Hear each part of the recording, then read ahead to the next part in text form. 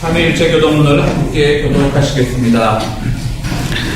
예수께서 세례를 받으시고 곧 물에서 올라오실 새 하늘이 열리고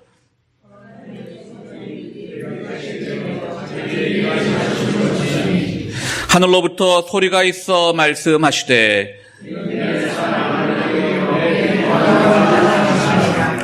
그러므로 너희는 가서 모든 민족을 제자로 삼아 아버지와 아들과 성령의 이름으로 세례를 베풀고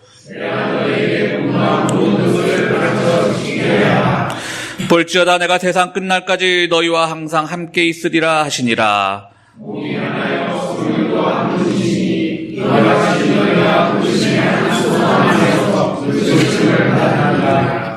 주도 한 분이시요 믿음도 하나요 세례도 하나요 하나님도 한 분이시니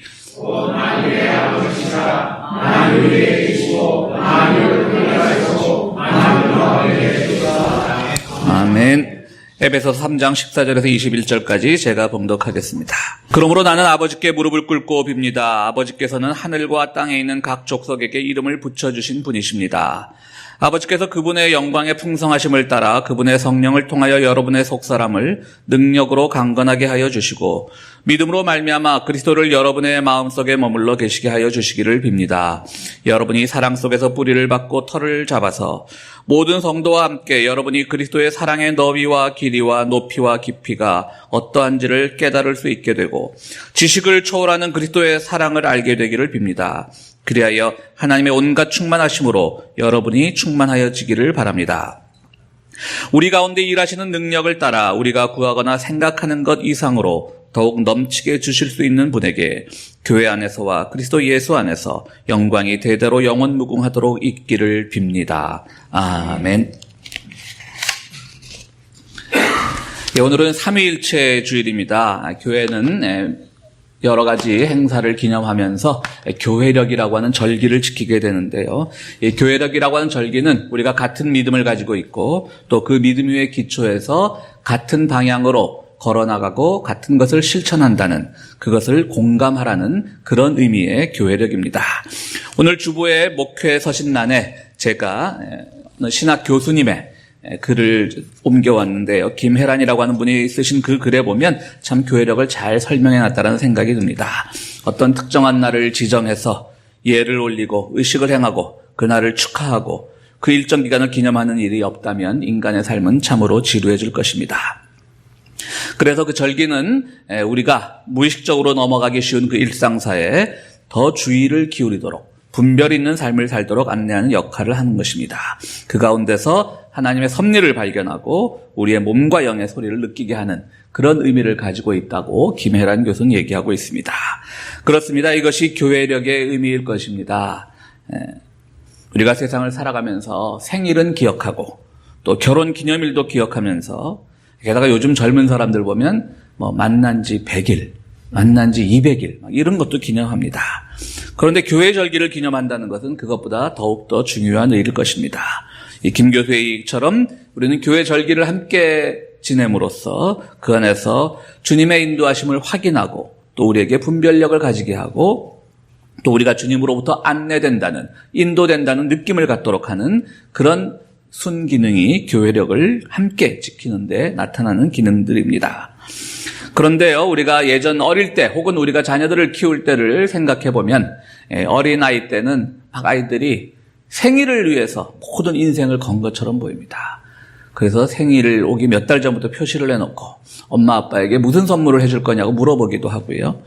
그리고 그 생일이 지나면 그 다음에 또 벌써 기록을 해놓고 그런 어린아이들을 보게 됩니다. 그런데 그건 참 어린아이 때 일인 것이죠. 생일은 물론 중요한 날이고 여러 가지 기념일은 중요한 것이지만 그것에 우리의 모든 것이 그것으로만 다 매몰되어 버린다면 그것은 성숙한 사람의 모습이 아닐 겁니다. 그죠? 아이 때 생일을 기억하고 그날을 기다리는 것이죠. 교회력도 마찬가지입니다.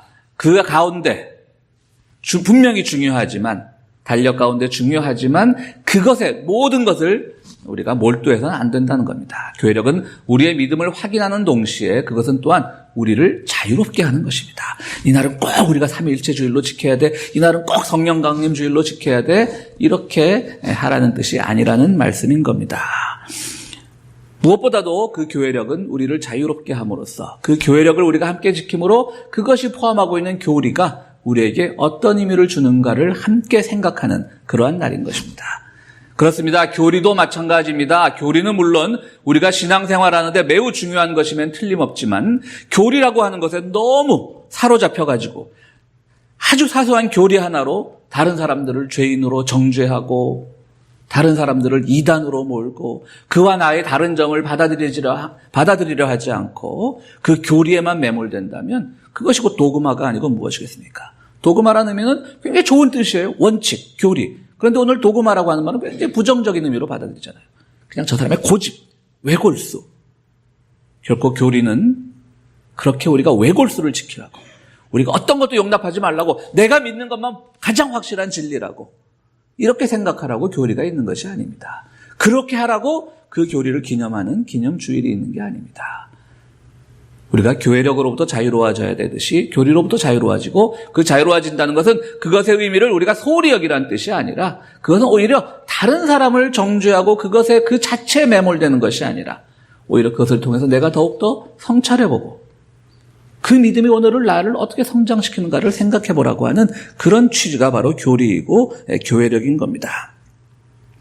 그런 점에서 교리는 우리 자신의 성찰의 수단이지 다른 이를 억압하거나 그를 폭력적으로 대하는 수단은 아닌 것입니다. 우리는 공동체의 믿음 속에서 우리가 한 교리를 고백함으로써 그것이 나에게 어떤 의미를 주나 늘 생각하고 기도하고 고민하고 성찰해야 되는 의미가 우리들에게 있는 것입니다.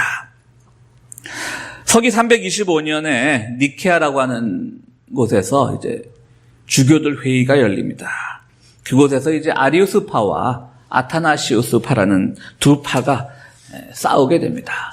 참 표현이 그렇습니다만 이 교리 논쟁에는요 항상 예수님이 문제예요. 예수님이 문제를 일으키셔요. 이 아리우스파와 아타나시우스의 싸움은 뭐냐면, 아리우스파는 예수님은 모든 피조물과 같이 하나님으로부터 창조된 것이라고 그렇게 아리우스파는 주장을 했습니다. 그래서 피조물과 하나님 사이의 중개 역할을 하고 또 하나님이 우리 예수에게 세상을 구원하도록 선택한 것이라고 하는 그런 교리를 폈습니다. 예수 그리스도는 하나님의 은총을 입어서 하나님의 양자로 선택받은 것입니다. 즉 예수 그리스도에게는 신성이 없다라고 하는 겁니다. 하나님의 성품이 없다라고 하는 것입니다. 여러분들, 우리가 솔직하게 말하면요, 결론부터 말하면 아리우스파가 이제 정통교회에서는 이단으로 된 건데요. 사실은 우리도 신앙생활 하다 보면 이 삼위일체 교리가 너무 어려우니까 아리우스파의 생각에 더 끌릴 때가 있어요. 그냥 예수님은 하나님이 창조하신 거고, 또 하나님과 우리 사이를 매개하기 위해서 이 땅에 오신 분이고, 꼭 그분이 하나님과 동등한 인격을 가져야 되나? 역사 속의 한 위대한 성인으로 우리가 기억하면 안 되나? 라고 하는 마음이 우리에게 있는 게 사실이에요. 그러니까 아리우스파의 이론들이 훨씬 우리에게는 솔직히 말해서 오늘을 사는 우리들에게는 더 합리적으로 다가올 수 있습니다. 그러나 어쨌든 아타나시우스파가 이깁니다. 아타나시우스파는 무엇 때문에 고민을 했냐면, 예수님을 그렇게 피조물된 하나의 존재로만 생각을 한다면, 피조된 존재로만 생각을 하게 만든다면 예수님이 가지신 그 인간, 우리의 죄를 속죄하는 그 구원의 능력이나 이런 것들이 예수님 스스로가 선택하신 것이 아니라 하나님의 명령을 받아 선택하신 것이기 때문에 굉장히 좀 난감한 해석이 나올 수밖에 없는 것이죠. 그러니까 그런 고민을 하는 겁니다. 그러니까 예수님은 하나님의 아들인 동시에, 그럼 아들이면 어떻게 되죠? 상하관계입니다. 뭐 우리나라만 그렇겠습니까? 유교적 우리나라만 그런 것이 아니라 어느 문화권에서는 아버지와 아들은 상하관계겠죠. 그런데 아리우스파로 하면 이렇게 상하관계가 되니까 예수님의 독자성이 좀 무시될 수가 있습니다. 그런데 우리 정통 삼위일체 교리에서는 아들이면서 동시에 또 하나님이에요. 복잡하죠, 그렇죠? 그러니까 상하관계가 아니라 서로 교제하는 관계라고 하는 겁니다. 그러니까 더 이상 삼위일체는 늘 논리적으로 설명되지 않는 거기 때문에 설명은 하지 않겠습니다. 어쨌든 그렇게 해서 이제 아타나시우스파가 승리를 했는데요. 그 중에 또 이제 아리우스파가 이제 밀려나게 되고, 그 뒤에는 네스토리우스파라고 하는 또 파가 생겼습니다. 아리우스파와 좀 비슷한 주장을 했습니다. 그런데 이제 실권을 잡은 이 주류, 소위 말하는 오늘 우리의 정통교회들은 자기들이 이겼으면 이 교리를 더욱더 말씀드렸듯이 자기 성찰의 도구로 삼고, 더 이것이 어떻게 우리의 이웃과 사회를 위해서 쓰여질 수 있는지, 이 믿음의 체계들이 어떻게 이용될 수 있는지를 고민하기보다는 그저 나와 생각이 달랐던 아리우스파니, 네스토리우스파니 그들을 핍박하고 그들이 먼 유랑의 길로 떠나게 되는 겁니다. 그 중에 네스토리우스파라는 파는요, 저기 해갖고 중국까지 왔어요. 중국까지. 당나라 때거든. 피해 몇백 년이 걸린 거죠. 당나라 올 때까지는. 그 당나라에 와서 종교로도 인정을 받았습니다. 그래서 경교라고 하는 기독교의 유파가 생겼습니다. 네스토리우스파가 당나라에 왔어요. 당나라와 신라가 가까웠기 때문에 신라에 들어온 흔적들도 있어요. 거기는 보면요, 오는 과정에서 이 아시아 대륙을 거치면서 불교도 만나고 여러 가지 만나다 보니까 몇백 년의 세월 동안 불교랑 많이 또 이렇게 합치게 되었어요. 그래서 그 네스토리우스파의 그 이미지들을 보면요, 굉장히 불교적인 이미지들이 많아요. 그거 준비됐어요? 김 회장님? 네스토리우스파 안 됐어요? 좀 이메일 좀 빨리빨리 확인해 주십시오. 약간 막 이 부처상인데 십자가를 들고 있고 이런 이미지들이 많이 있습니다. 분명히 오늘 우리의 정통교회 교리로 보면 이단이겠죠. 그러나 그것은 서로 다른 거예요. 얼마나 아름다워요. 우리가 그 신앙을 고백할 필요는 없지만 그들 또한 몇백 년 동안 그 핍박의 길을 걸으면서 아시아까지 와가지고 그동안 세대도 바뀌고 하는데 그들의 기독교의 본질적인 신앙을 지키려고 하다 보니까 또 불교랑 만나게 되면 비슷한 게 있네? 그럼 또 이렇게 서로 만나게 되는 것이고요. 그렇게 우리가 열린 마음을 가져야 되는 건데 교리라는 것은 자칫 잘못하면 저것들은 300년 이후로 300년대 이후로 우리에게 이단으로 판명받은 거야. 이런 식으로 하면 안 된다는 거죠. 그렇다고 우리가 믿는 믿음의 체계를 흔들리라는 뜻이 아니라 우리는 여전히 교리라고 하는 것은 우리에게 자기 성찰과 열린 마음을 갖게 해주는 거라는 겁니다. 그것이 문제가 아니라 바로 그 안에서 주님께서 무엇을 말씀하시고자 했고 초대교회 그 교부들이 무엇 때문에 그런 고민을 했는지를 오늘 한번 생각해 보면서 우리가 어떤 자세로 그것을 받아들여야 되는지가 중요한 것이지 이것만이 정통이다. 이것 아니면 다 틀리다. 이것은 아니라고 하는 것을 우리는 분명히 기억해야 되는 겁니다. 그럼 우리는 조금씩 다르게 믿는 사람들이 우리 주변에 있습니다. 그러나 나는 내가 믿는 믿음이 나를 어떻게 성장시키고 변화시키냐를 고민해야지 다른 이들을 핍박하거나 억압하는 데 사용돼서는 안 되는 것입니다. 그렇다면 삼위일체 신앙은 우리를 어떻게 변화시키고 성장시키겠습니까? 오늘 에베소서에 나온 사도 바울의 고백입니다.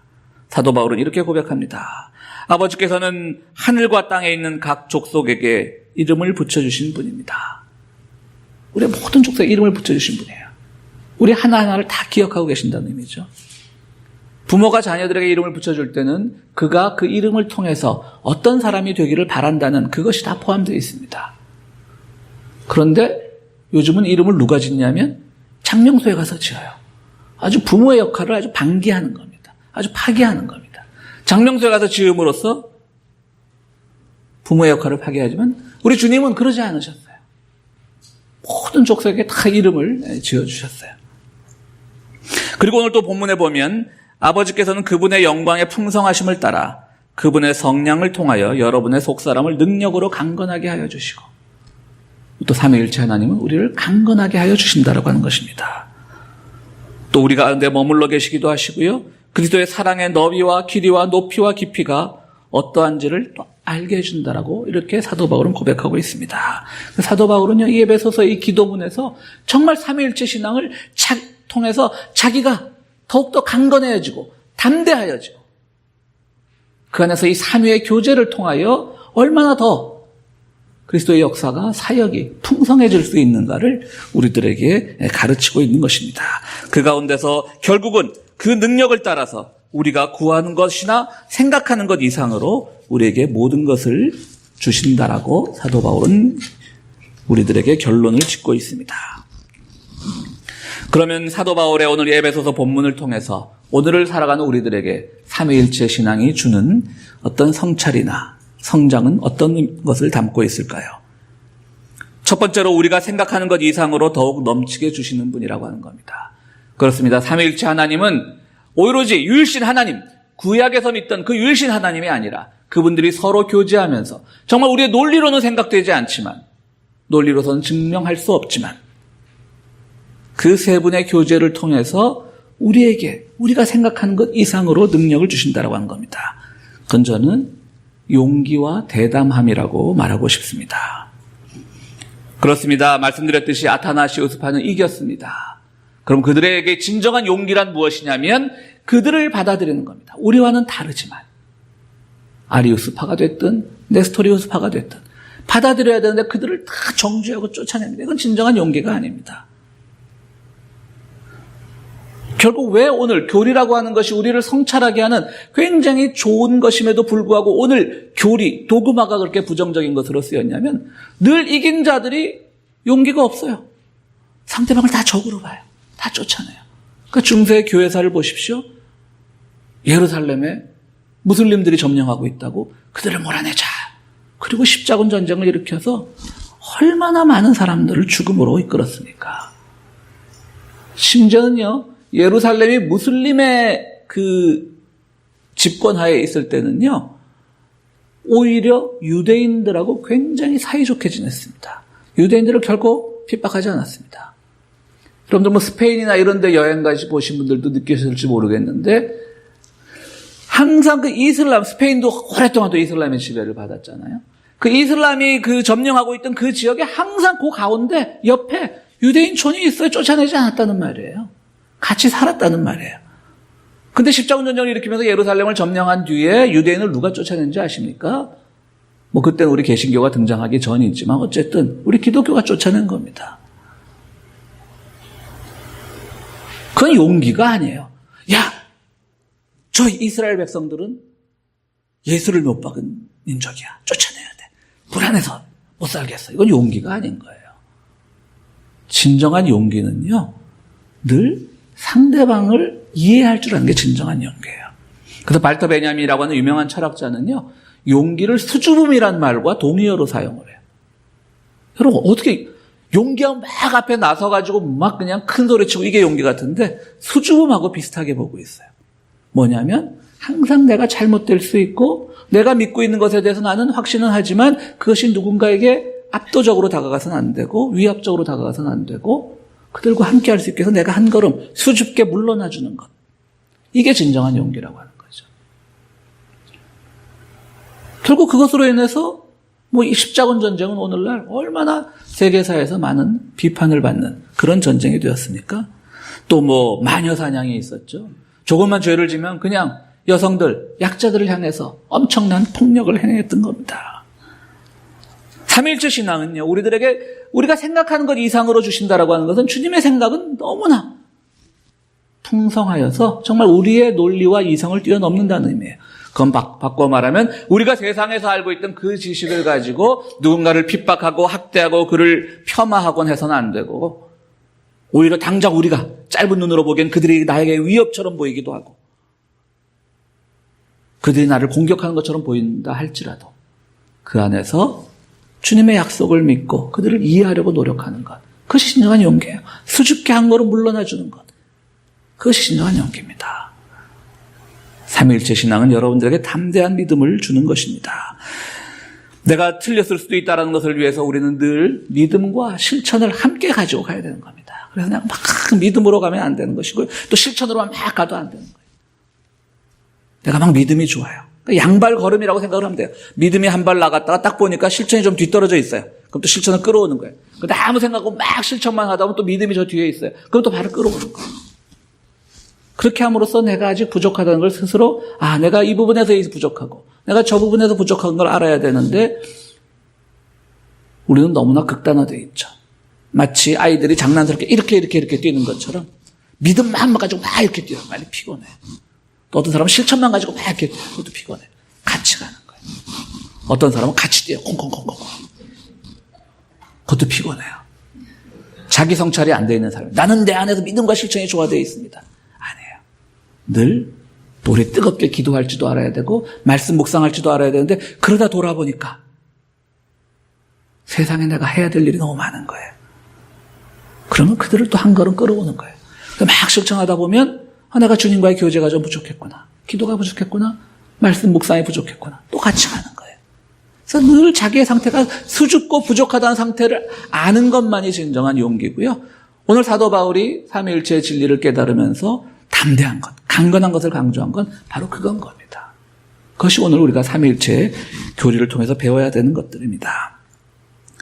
두 번째로는 교제입니다. 교제. 이거는 지금 예일 신학부의 미로슬라브 볼프라고 하는 아주 요즘에 가장 속된 말로 잘 나가는 신학자인데요. 볼프가 이 삼위일체의 교리를 항상 교제로 풀어 설명을 합니다. 어떤 의미의 교제냐면요. 하나님 충분히 한 분만 계셔도 돼요. 아리우스파처럼 그냥 예수님은 그냥 아들로 삼아도 돼요. 만약 그 아리우스파가 이겼으면 아마 오늘 우리의 교리가 그렇게 됐을 거예요. 그때 이겼으면, 니케아 회의에서 아리우스파가 이겼으면.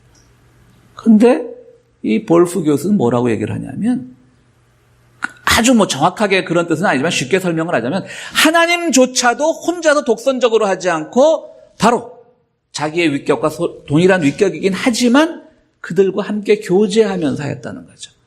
그렇다고 또 우리가 삼위일체 신앙은 또 세 신을 말하는 건 아니니까요. 하여튼 어렵습니다. 하여튼 쉽게 말해서 하나님조차도 성령과 성자와 성부 세 하나님이 함께 교제함으로써 새로운 진리를 펼쳐나갔다고 하는 겁니다. 그것이 바로 교제인 겁니다. 우리도 교제해야 되는 겁니다. 교제라는 건 뭐냐면 삼위일체 신앙의 가장 기본적인 학설이 뭐냐면 내주라는 거예요. 성부 안에 성령이 들어있고 성령 안에 성부가 들어있고 안에 거한다는 의미예요. 우리가 성도의 교제는 그냥 겉으로만 안부를 묻고 이러는 것이 아니라 그의 속사람이 되어서 그의 아픔을 이해하는 거예요. 또 지나치면 안 돼요. 내가 네 마음 다 꿰뚫고 있다. 야, 그건 또 삼위일체가 아니에요. 네가 무슨 생각하는지 다 안다. 이건 또 아니에요. 서로 그의 아픔 속에 들어가주는 것. 그것이 어떤 다른 사회일 수도 있고 다른 신념을 가진 사람들일 수도 있고 다른 어떤 성 정체성을 가진 사람들도 있는데 그들의 아픔 속에 들어가주는 거예요. 한번 생각해 보는 거예요. 그 전능하시고 그냥 온갖 걸 다 행사하신 하나님조차도 서로 내주하면서 성부, 성자, 성령이 함께 구원의 사역을 도모하는데 감히 인간이 왜 함께 교제하지 못하냐는 것이죠. 그게 바로 삼위일체의 교리가 주는 두 번째 가르침입니다. 교제입니다. 우리는 세 번째로 생각할 것은 우리는 그 삼위일체 신앙을 통하여 뿌리박고 털을 잡는 믿음. 오늘 사도 바울의 기도문 중에 나오는 겁니다. 뿌리박고 털을 잡는 믿음입니다. 그래서 그 믿음으로 말미암아 우리가 너비와 길이와 높이와 깊이가 그리스도처럼 풍성해져야 된다라고 오늘 사도 바울은 얘기합니다. 너비는 무엇이겠습니까? 개방성입니다. 넓게 보는 겁니다. 열린 마음입니다. 그런데 우리나라 사람들뿐 아니라 모든 세상의 사람들은 이 개방성을 잘못 받아들이고 있어요. 나는 개방적이야. 그래서 이 재벌들, 대기업들이 막 잘못된 일을 하면 그렇게들 너그러워요. 저 다 국가 경제 살리자고 저러는 건데 이해해야지. 그 재벌들이 막 자기들 그 금고에 수백 조씩의 그 여유 자금을 갖고 있어도 저거 언젠가 풀면 우리한테도 떡고물 좀 떨어지겠지. 여유로워요. 그들에겐 그렇게 아주 너그러워요. 산업재해가 일어나도 국가 발전을 위해서 그렇게 재해가 일어날 수 있지. 그 재해 좀 당했다고 그렇게 회사를 상대로 그렇게 소송을 하고 그러면 되나? 그렇게 너그러워요. 좀 신기해요, 우리나라. 미국도 마찬가지죠. 이라크 전쟁 한창 할 때 고문을 막 합리화한 그런 교수들도 있어요. 어떤 한국계 교수는 고문을 정당화했어요. 저 사람한테 우리가 어떤 것을 정보를 얻으려면 고문도 해야지. 그렇게 너그러워요. 그게 개방성이 아니에요. 진정한 너그러움은 약자를 향해서 너그러운 거야 돼요. 근데 우리 어디 그렇습니까? 그저 흑인들이 조그만 도로교통법만 위반해도 그냥 두들겨 패고 그렇게 너그럽던 사람들이 거기에 대해서는 또 오직 저랬으면 맞았을까? 자식을 잃고 슬픔에 빠진 부모들을 향해서 온갖 막말을 쏟아내고 그건 개방성은 높은 자를 위해서 강한 자를 위해서 개방성이 아니라 그리스도가 말한 너비는 뭐겠습니까? 예수께서 누구를 위해서 개방성을 가지셨어요? 항상 없는 자들을 위해서 개방성을 가지셨어요. 우리 예수님 열린 마음 가지신 분이 아니에요.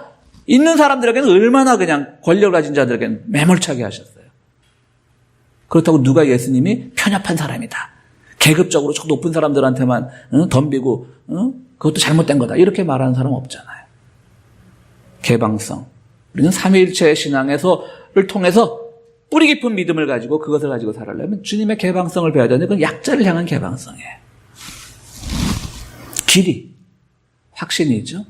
오늘 우리가 사는 세상이 비록 어렵고 힘들지라도 주님께서 우리를 향해서 끊임없이 구원의 약속을 지키고 계신다는 그 길이입니다.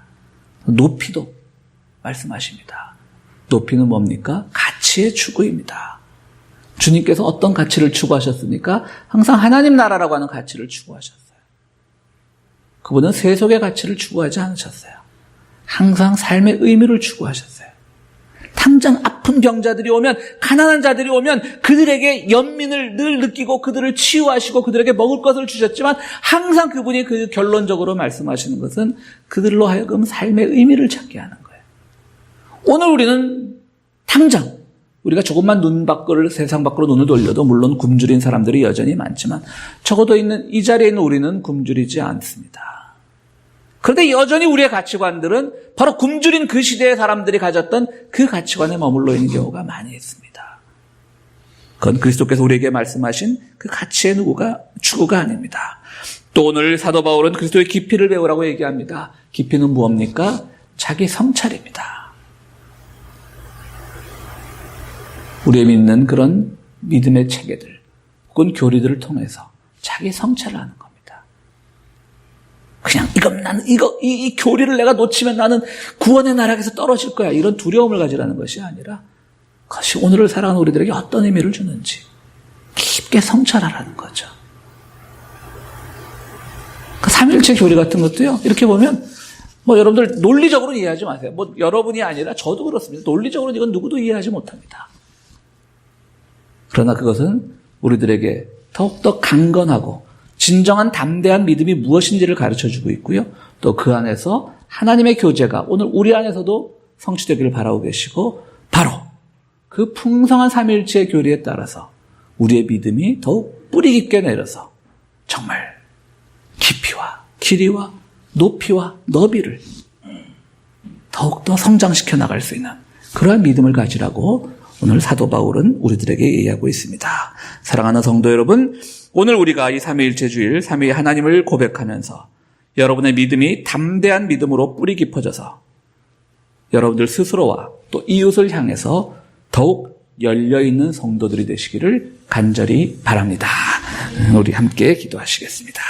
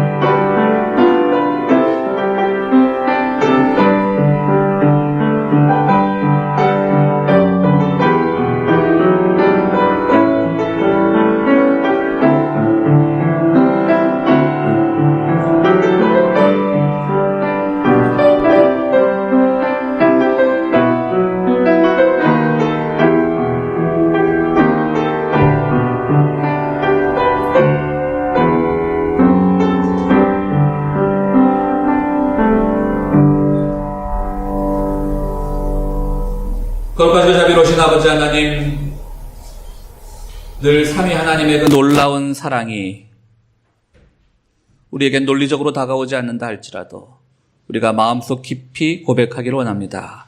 그 사랑을 체험하기를 원합니다. 주님, 우리가 이렇게 믿어지지 않는 것을 우리에게 교리로 주신 것은 우리가 그것을 고집하며 그것에 매몰되라고 하는 뜻이 아님을 우리는 잘 압니다. 주님, 오히려 그 귀한, 그 풍성한 믿음의 가르침을 통하여 우리가 더욱더 이웃을 생각하고 더욱더 우리 스스로를 성찰해 나가는 그런 그리스도인들이 될 수 있도록 주여 도와주시옵소서. 이 시간 주님 앞에 귀한 예물을 드리는 손길들을 기억하여 주시옵소서. 드리는 그 손길마다 주의 은총 더하시고 그 쓰이는 곳에 하나님의 영광이 드러날 수 있도록 인도하여 주시옵소서. 예수 그리스도 이름으로 기도하옵나이다.